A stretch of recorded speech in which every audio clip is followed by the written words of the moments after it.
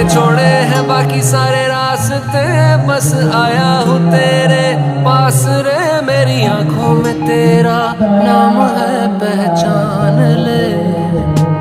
सब कुछ मेरे लिए तेरे बात है, 100 बातों की एक बात है। मैं न जाऊंगा कभी तुझे छोड़ के, ये जान ले। ओ करम खुदाया है, तेरा प्यार जो पाया है। तुझ पे मर के ही तो मुझे जीना आया है। ओ तेरे संग यारा खुश रंग बहारा, तू रात दीवानी मैं सर्द सितारा।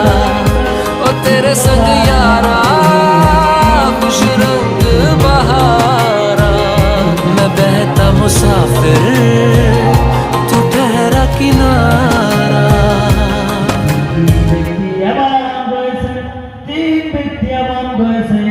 যারা মরার পর তাদের আমল নামা বন্ধ হয় না, ওদের আমল নামার ভিতরে সওয়াব পাইতে থাকে। জোরে বলেন সুবহানাল্লাহ। আমার কথা আল্লাহর নবীর কথা। কার কথা? আল্লাহর নবীর কথা। আল্লাহর নবী বলতেছে, মানুষ মরে যাওয়ার পর তাদের আমল নামা কমপ্লিট বন্ধ হয়ে যায়, কিন্তু 3 শ্রেণীর ব্যক্তি এমন আছে যারা মরার পর তাদের কবরে সওয়াব পাইতে থাকে। সুবহানাল্লাহ সুবহানাল্লাহ।